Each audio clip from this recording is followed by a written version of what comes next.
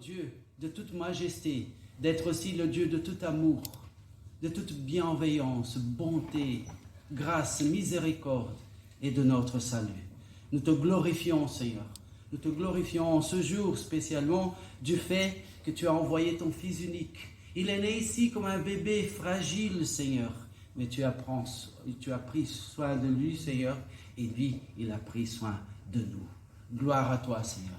Ton Fils unique nous a gentiment, plein d'amour, montré le chemin pour toi. Et c'est lui qui a ouvert la porte pour que nous accédions ta présence. Gloire à toi, Seigneur, pour le Seigneur Jésus-Christ. Oui, Seigneur, c'est Noël, parce que c'est Jésus, le Sauveur. Gloire à ton nom, au nom du Seigneur Jésus. Amen. Amen. Vous pouvez prendre place. Et voici Noël. Chantons.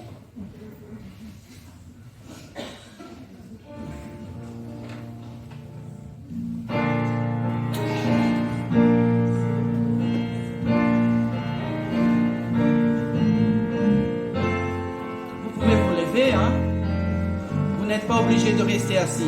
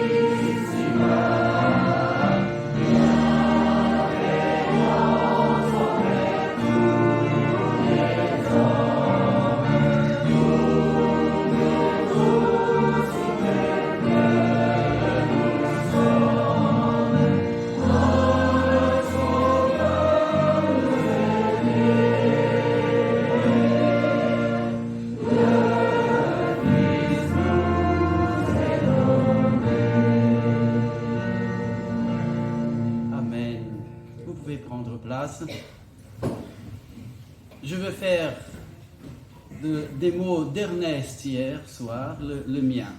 Il dit, dans le temps, on faisait avec ce qu'on avait. Et aujourd'hui aussi, on fait avec ce que nous avons. L'église de Glin, grâce à Dieu, qui aime toujours son église, reprend peu à peu. Et aujourd'hui, nous aurons une humble présentation de l'école de dimanche, des jeunes et de la chorale. Nous nous sentons bénis de ce que Glin reprend ses pas les pas du Seigneur Jésus. Et alors j'invite l'école de dimanche avec sa présentation qu'ils ont préparée pour le jour de Noël. Le chant que nous avions fait. Ah, d'accord. Nous vous invitons à venir Noël prochain pour voir la présentation des enfants. Ok. Continuons. Les anges dans les campagnes. Le chant 108.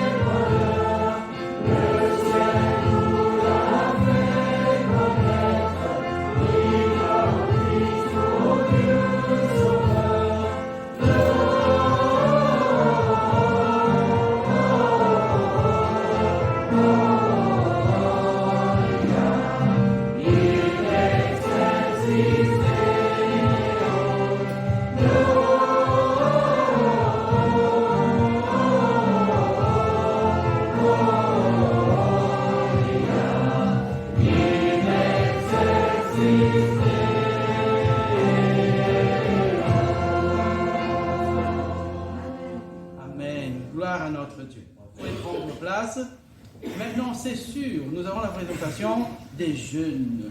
J'invite les jeunes et son équipe à se présenter devant.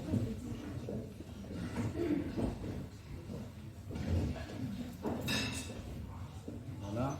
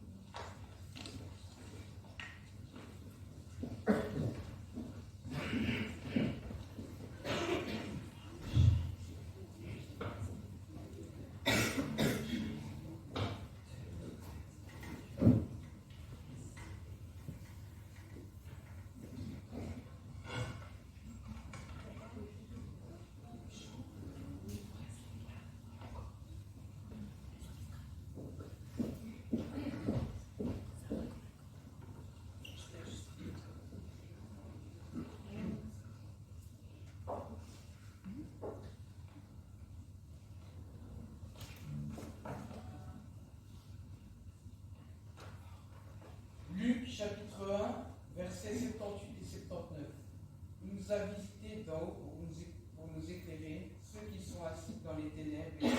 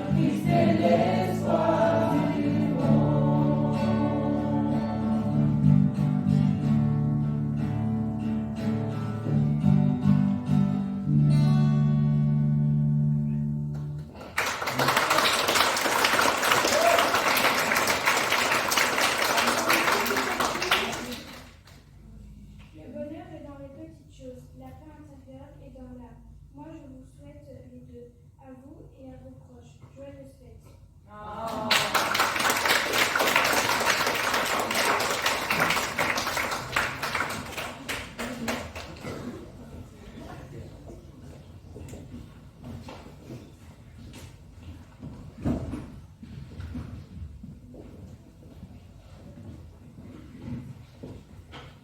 La plus belle des chansons d'amour s'appelle Jésus. Chantons cet hymne qui s'appelle la plus belle chanson d'amour, numéro 20.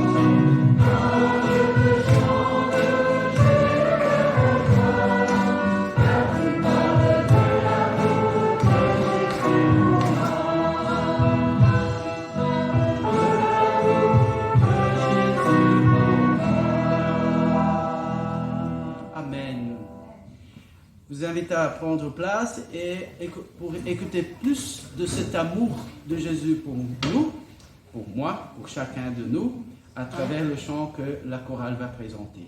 Joie dans le monde.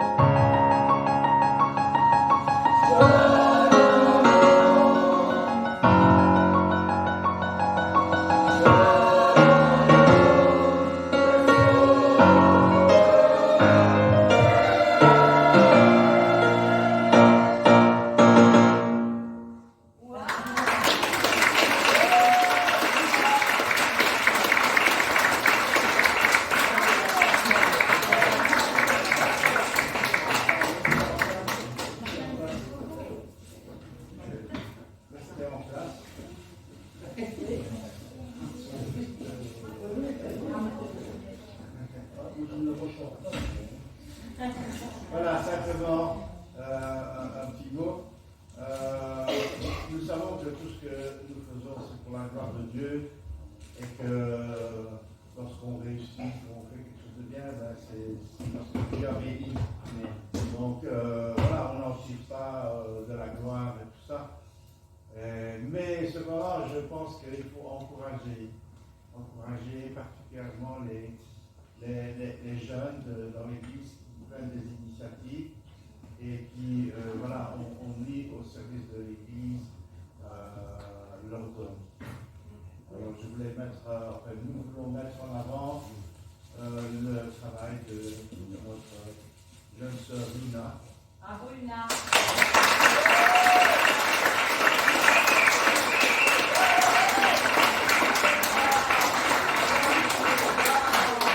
Voilà, elle n'a pas fait vraiment des fleurs, mais elle en aura encore. Voilà. Judas qui a fait un travail magnifique avec des personnes pas très... disons que nous ne sommes pas habitués à ce genre d'exercice et je trouve qu'elle a réussi à tirer de nous quelque chose de parfait.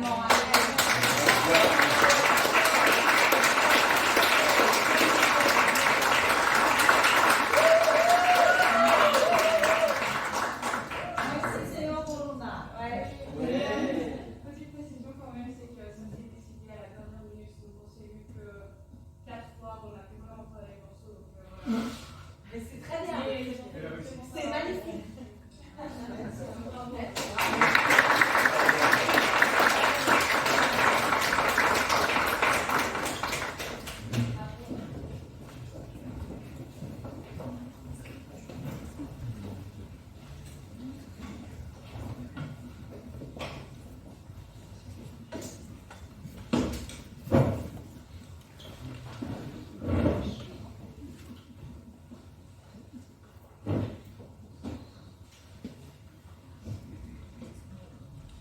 Voilà, Dieu aime son Église. Il la garde. Écoutez les chants des anges. Amen.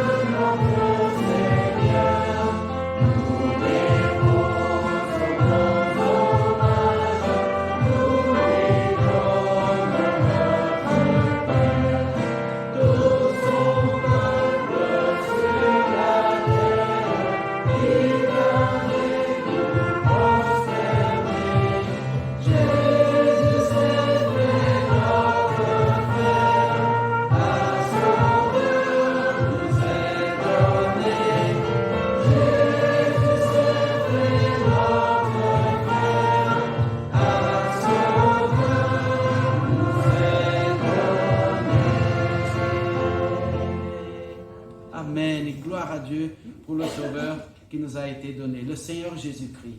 Christ est roi.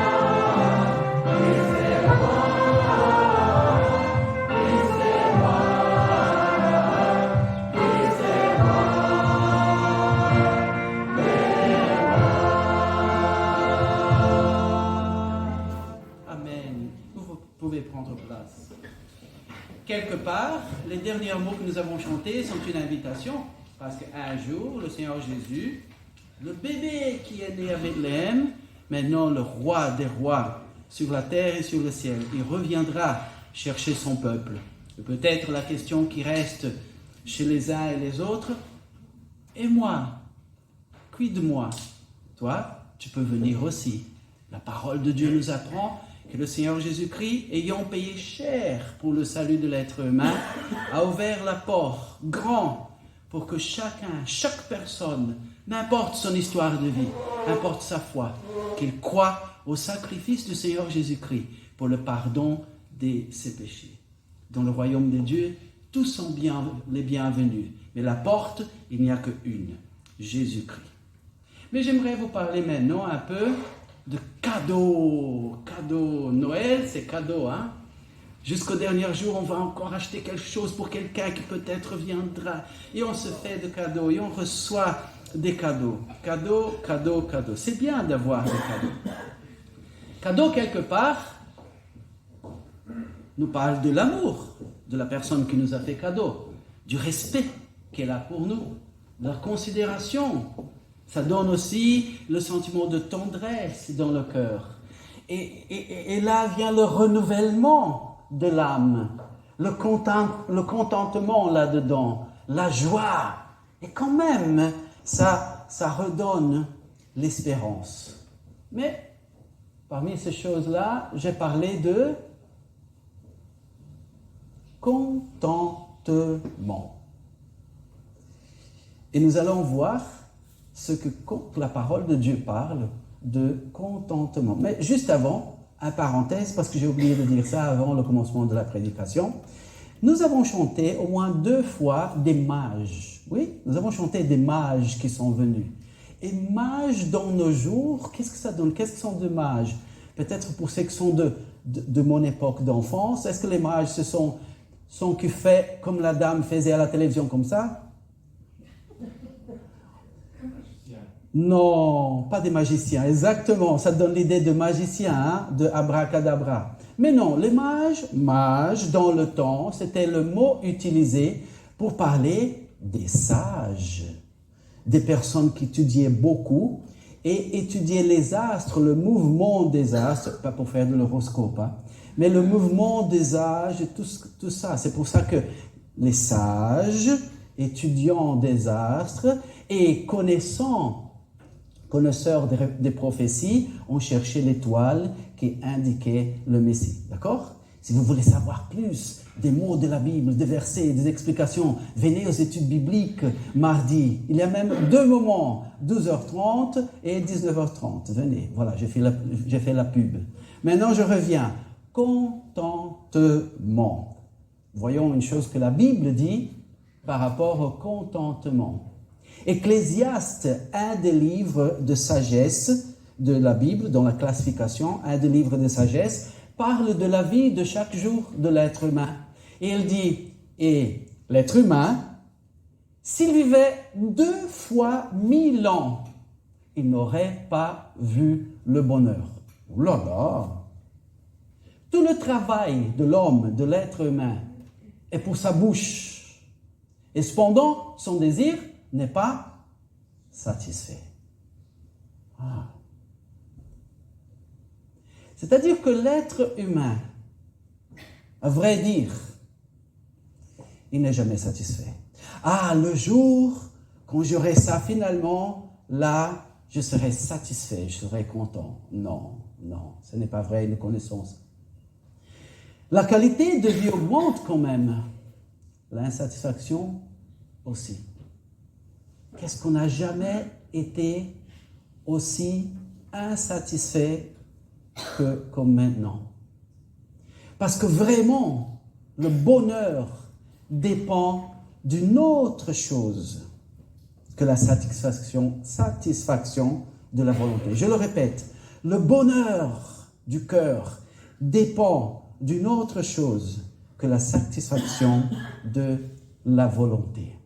Mais je vous ai caché un petit morceau du verset 6 que je viens de lire, qui dit « Si l'homme vive 2 fois 1000 ans, même là, il ne sera pas satisfait. » Et le morceau que j'ai caché, je vous le révèle maintenant, il dit « Tous ne vont-ils pas en même lieu?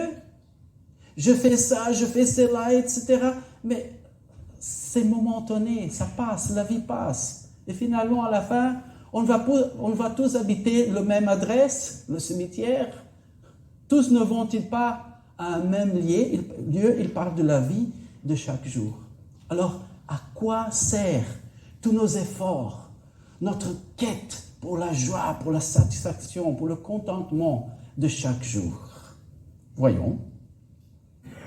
Le vrai bonheur vient du rétablissement de la relation entre l'être humain et Dieu. Nous avons un Créateur. Nous avons été faits à son image et ressemblance. L'être humain est corps, âme et esprit. Et l'esprit, notre esprit, le souffle de Dieu en nous, c'est ce que nous lie avec notre Dieu. Et le manque de cette relation nous manque. Le vrai bonheur vient du rétablissement de la relation entre l'être humain et Dieu. Encore, le psaume 8, 6 nous dit « Tu l'as fait », il parle à Dieu, il dit « Dieu, tu as fait l'être humain, tu l'as fait dominer sur les œuvres de tes mains. Tu as mis toutes choses sous ses pieds. Waouh! Quelle puissance nous avons! Dieu, le Tout-Puissant, il a fait sa création et il a soumis sa création à nous, les êtres humains. Quelle puissance! Alors, tellement puissants que nous sommes, qu'est-ce que ne marche pas finalement pour qu'on n'aille pas le contentement, la satisfaction de la vie? Mais je voulais vous dire que dans son amour divin, Dieu nous a créés avec volition. Quoi, Eliel? Violon? Non, volition. Et volition, c'est la mère de qui, Eliel? Mais voilà, volition, si vous cherchez dans le dictionnaire, c'est la capacité de décider, de choisir, de vouloir. Et il n'y a que nous, les êtres humains, image et ressemblance de Dieu, qui avons cette capacité. Les animaux, ils agissent par instinct. Tout est déjà déterminé. Tout est déjà déterminé.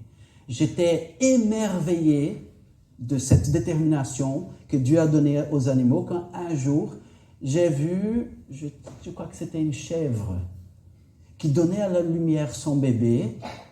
Et voilà, le bébé est sorti, tombé par terre, et il commence à s'y mettre, les quatre pattes, encore tout sali, et voilà, il était là, dans la maman, tout le temps. Il tombe, il commence à se mettre sur les quatre pattes, et s'affermir, et il fait 2 pas, et il arrive à sa maman, et il commence à se nourrir de sa maman. Qui l'a appris ça? Dieu lui a donné. Instinct. Mais nous avons un cadeau de plus, étant image et ressemblance de Dieu. La volition, cette capacité que nous avons de décider, de choisir, de vouloir. Malheureusement, l'être humain séduit, il a utilisé méchamment. Il a utilisé, il continue d'utiliser cette capacité de décider, de choisir, de vouloir méchamment dans le monde où nous vivons.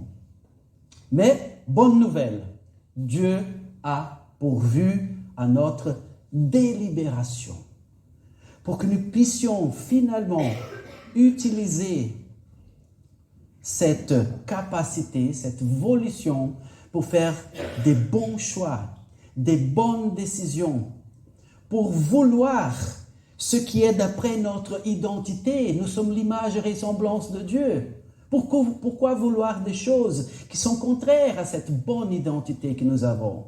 Pourquoi faire des choix erronés, des décisions mal prises? Mais voilà, Dieu a pourvu à notre délibération. Quel cadeau!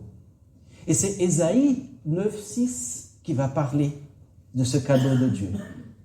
Car un enfant nous est né, un fils nous a été donné, et le gouvernement sera sur son épaule.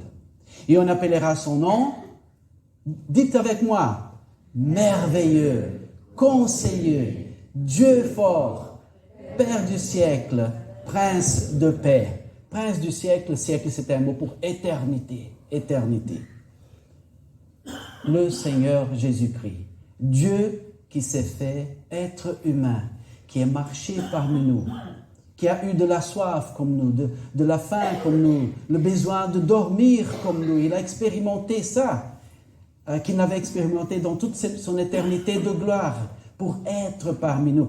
Emmanuel, Dieu parmi nous. Quel amour il nous a consacré. Quelle bonne volonté de venir parmi nous, qui nous le cherchions même pas.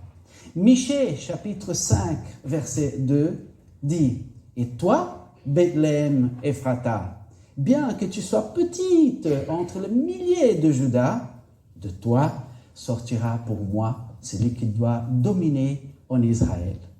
et duquel des origines ont été d'ancienneté. Oui, Dieu est éternel, il a toujours existé, dès les jours de l'éternité. Et la petitesse de Bethléem parle à moi, au moins, parle de ma petitesse. Qui suis-je pour que Dieu m'aime de cette façon, au point d'envoyer son Fils unique, qui est né tout fragilement dans ce monde, qui a grandi dans les limitations de ce monde, qui finalement a subi le mépris de son propre peuple et les atrocités de l'armée romaine pour payer à la croix, pour mes péchés, pour tes péchés. Moi, petit, rien que je suis, mais pour Dieu, merci Seigneur, je suis important. Il m'a regardé comme un trésor et dit, je vais racheter ce trésor. Et ça vaut pour moi, ça vaut pour chacun de nous. Ça nous invite à nous, déjà, croyants en Seigneur Jésus-Christ, à nous consacrer encore plus dans le temps qui nous est donné ici dans ce monde pour son œuvre. Ça invite, dans ce jour de Noël, dans ce jour de cadeau, ça invite ceux qui nous donnent la joie, l'honneur de nous rendre visite aujourd'hui, ça est à l'invitation d'appartenir à Jésus, de croire à son œuvre merveilleuse sur la croix pour le pardon des péchés. Une invitation donnée à tout le monde. Il ne faut pas la refuser. Et alors Luc, chapitre 2, au verset 11, reprend cette prophétie de temps et dit « Car aujourd'hui, dans la cité de David, vous est né un sauveur qui est le Christ, le Seigneur. » Nous sommes tellement habitués à dire Christ, Jésus-Christ, mais qu'est-ce que ça donne finalement? Chaque mot, chaque prénom et nom de famille en hébreu, la langue d'Israël, veut dire quelque chose. On ne sait pas échapper. Chaque mot veut dire quelque chose. Et Jésus veut dire Yahvé, le nom de Dieu Père. Yahvé, lui est le salut. Dieu est le salut. Parce que dans le temps, tellement de Dieu, on adorait le peuple. Mais ce nom, Jésus, c'est lui, c'est Dieu, le Dieu de la Bible, Yahvé, qui est le salut. Et Christ, que c'est le même mot que Messie, Messie ou Christ, c'est la même chose, dans deux langues différentes, veut dire oint. Oint, oui, du verbe oindre, de verser de l'huile sur quelqu'un. Et bien, pourquoi est-ce qu'on fait ça? Voilà pourquoi vous devrez venir aux études bibliques. De nouveau la pub. Un symbole de l'Ancien Testament, chaque fois que Dieu choisissait une personne pour une tâche précise, il y avait là symbole de verser l'huile sur la tête de la personne. Ne vous inquiétez pas, c'était une huile parfumée. Ok?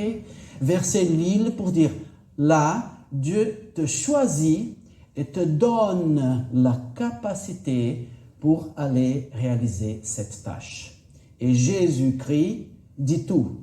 Le Seigneur Jésus-Christ était le seul à la capacité et à envoyer pour le Père, pour le salut de tout le monde. Enfin, de tous ceux qui croient, parce qu'il faut croire au Seigneur Jésus-Christ. Et alors, je vous laisse ça. Jésus, le cadeau de Dieu pour tous ceux qui croient. Joyeux Noël. Merci. On reprend la louange.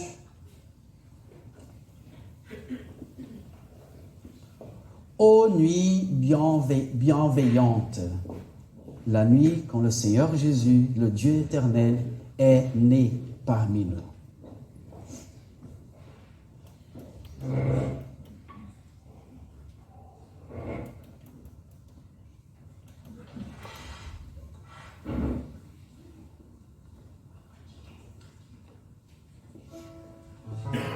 On peut se lever?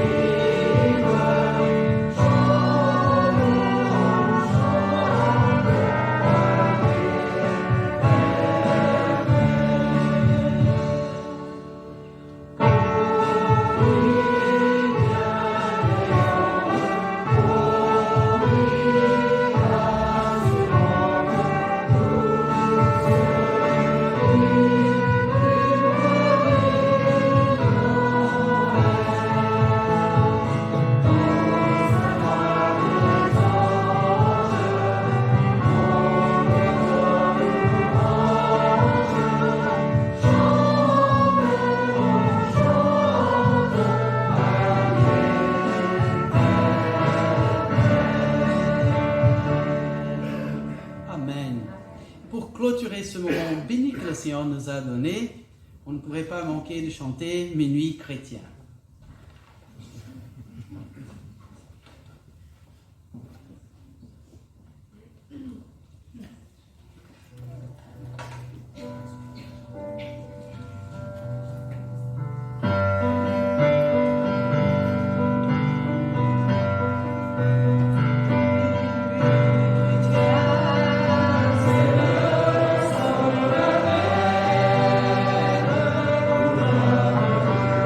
Amen.